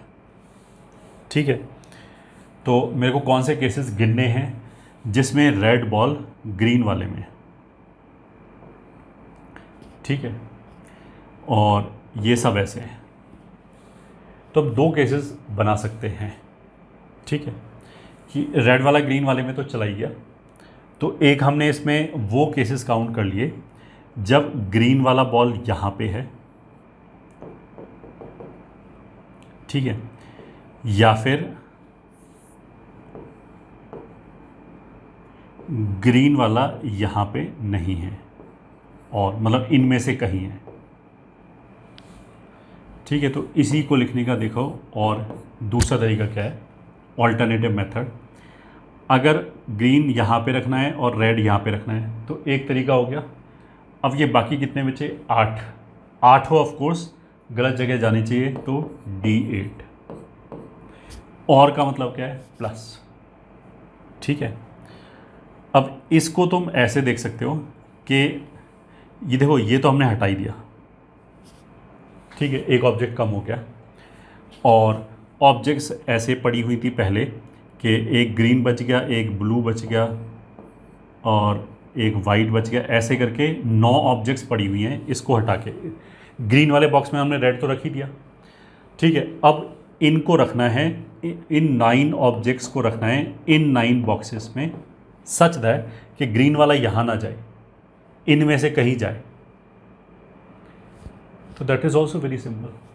हम क्या कर सकते हैं, 1 मिनट के लिए इसको R मान लिया, तो ये 9 ऑब्जेक्ट का डीअरेंजमेंट हो गया, ये कि ये जो ग्रीन वाला है वो इसमें ना जाए।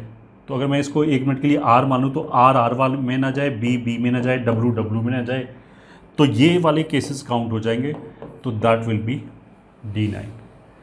This will be the answer, alternate तरीका।